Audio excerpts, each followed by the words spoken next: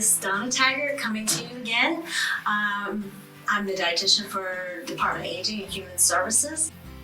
It's February, National Heart Month. It's easy to remember because of Valentine's Day. The COVID has really taken a toll on a lot of people, and again, like I said, up to December 10th, reporting over 282,000 deaths from it. Staggering and so heartbreaking, but heart disease is still the leading cause of death for men and women in the United States, taking an average of, get this, 655,000 people a year. That's like 3 times how much people perish from the COVID, and it's really a staggering amount. One person dies every 36 seconds. So there's a lot of risk factors. Some we just can't help. We can't help. We're getting older. We can't help. We have a horrible family history, perhaps. Men tend to have more heart disease risk than women. But there are risk factors that we can address. If you smoke, you need to stop smoking. Get help. There's lots of help out there. If you don't get a good night's sleep, get help. Maybe you need a sleep study, but if you're not getting 7 to 9 hours of sleep, which is recommended for adults, then you're putting yourself at risk for heart disease. If you have high blood pressure or high cholesterol, make sure you do see your doctor and take the meds if you're supposed to, and do what you're told to do with that. If you don't get a lot of exercise, talk to your doctor before you start on some crazy thing because you feel like you have to. Make sure you're okay to exercise, but that's important too. That's a risk factor that we certainly can address. If your waist measurement as a woman is greater than 35 inches, a man 40 inches, then you're at risk for heart disease. And if you're overweight, that's part of it. But what I want to talk today is my expertise is on how can we eat healthy to keep our heart healthy. I'm going to sound like a broken record, I know. If you've seen any of my other videotapes or come to my senior centers, more of a plant-based diet is going to help decrease the risk of heart disease. Not only that, but it decreases the risk of other chronic diseases like type 2 diabetes. It can decrease some certain risk factors for certain cancers. So again, I'm always telling you this, but that's what's been shown by research. So 2 things I want to talk about before we talk about the positive things we can eat. There's a couple things you have to watch. One is sodium. And I say that because sodium, when people ask me what's the hardest diet to tell people about, I think following a low sodium diet. Sodium is everywhere, especially if you eat a lot of processed foods, if you eat out fast food, you're going to have more sodium than you need. The average person gets about 7,000 milligrams, and we should have about 2,300 milligrams. So big disparity in the sodium. Brought a couple of soup cans to show you. Soup is so easy, you know. Pop it, heat it up, boom, you have a meal. This is a regular chicken noodle. Sodium content in it is, 890 milligrams. Remember, 2,300 is what you should have for the whole day. So boom, that's for 1 serving. Now, if you get better and you get the heart healthy one, this one has only 410 milligrams. But what I want you to think about is, if you eat this whole can, that 410 milligrams of sodium is just for 1 serving. This can says there's 2.5 servings in this can. And if you're like, oh my gosh, 2.5 times 410, all of a sudden you're up to 1,000 milligrams. And this was the healthy stuff. Can you imagine if you ate the whole can of this? It's over your 2,300 milligrams just eating that can of soup. So it's so important to read labels. A low sodium food is considered 140 milligrams or less. And that's what we're going to talk about, the positive things we can do, because certain diets out there are really low in sodium. You don't have to really worry about this too much.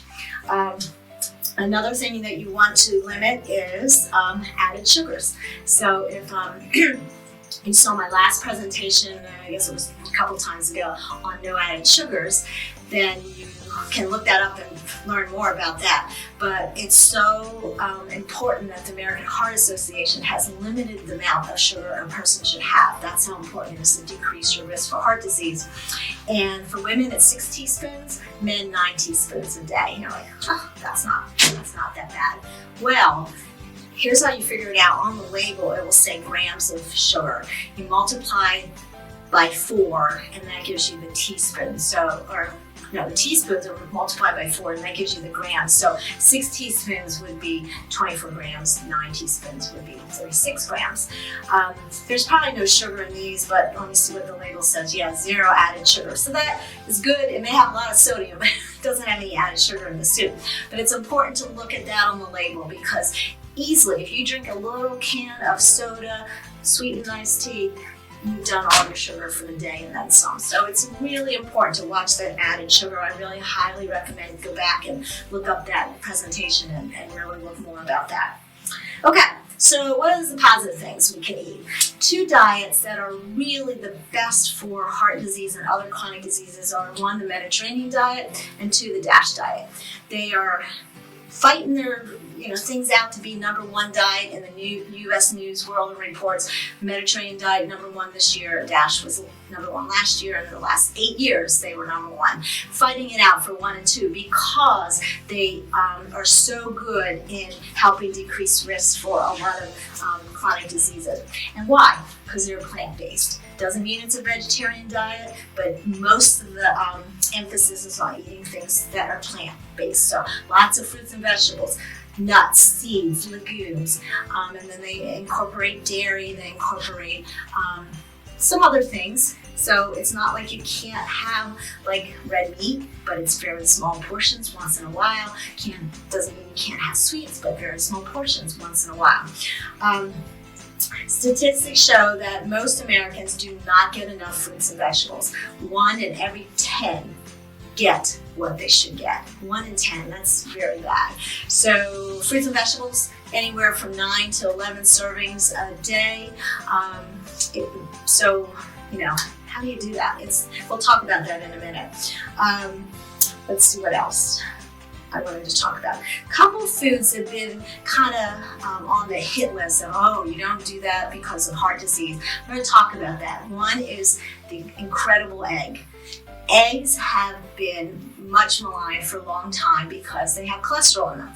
So cholesterol, we're supposed to watch our cholesterol, but here's the thing. They found that saturated fats, trans fats are the things that actually cause the problems with cholesterol, not a food that has cholesterol in it.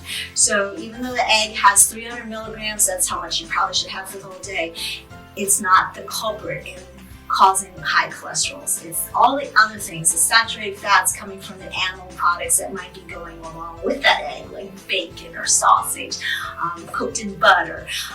And trans fats are a culprit too. And the industry has been working hard at eliminating trans fats. Very few things have trans fats in them anymore, so that's good. But there's been no evidence that eggs are linked with heart disease. So that's the good news, because an egg not only it's a good source of protein, the yolk has vitamin D. It has choline, which is good for our brain, has lutein, good for our eyes. So it's a really power-packed little piece of food that can really help. And so I'm really glad that they've now taken that off the table as any restriction. They actually even recommend older people eat more than 1 egg a day because of the incredible nutrition in those eggs. So again, studies have been showing the benefit, and there's lots and lots of ways to use eggs. The incredible egg .org, and lots and lots of ways to use eggs. So, feel free to visit that website. The other food that's been questionable is dairy. Everyone would tell me, I can't stand that blue milk. Well, I knew they were talking about skim milk because they were eliminating the fat. Supposedly was not good in dairy. Well, good news is that they have found that dairy is cardiac neutral. It's not going to affect any risk factors, and they've actually shown that whole milk can help with weight management. Go figure. Skim milk has a lot less calories, but for some reason there's something in that whole fat milk that's actually protected, especially around the belly fat that a lot of people struggle with. So The only thing I caution is if you have any inflammatory bowel disease like IBS or Crohn's, it can often, the whole fat and milk can cause a little bit of irritation and inflammation. So if you struggle with that, you might want to go with 2%, 1%. But you don't have to do that skim milk if you don't want to. If you've gotten used to it, all right, but I think a lot of people would not tell me when I would counsel them about that they were actually drinking the whole milk because they didn't like the blue stuff. So what can you do? Small steps. How do you add when you're not getting enough fruits and vegetables? How do you do that? Well, you have to be mindful about it because you can go through all the day. I do it myself, fully intending to have a piece of fruit maybe later as a snack, and then I don't do it. So you got to be mindful. Try to work a piece of fruit with each meal. Try to work vegetables, several servings of vegetables at lunch, at dinner. Maybe snack on a handful of fresh fruit or a handful of nuts, or chop up vegetables and snack on them with some hummus, something like that. Try to go meatless once a week instead of having our plate focused on that big steak. Try to make a meatless meal, and that should help too. Switching, our worst culprit for no added sugar is beverages. So switching to a water or unsweetened beverage is going to really, really help decrease that added sugars that we all are struggling with. And there's lots of help out there. There's, like I said at the end, there's going to be a posting of the websites, the Heart Association's website, heart.org, the nutritionist website, American Academy of Nutrition and Dietetics is eatright.org. There's the reason I asked Sarah to post this, a long thing I want you to try to type in. It's from the NIH, but what it will bring to you is this 28 days towards a healthy heart.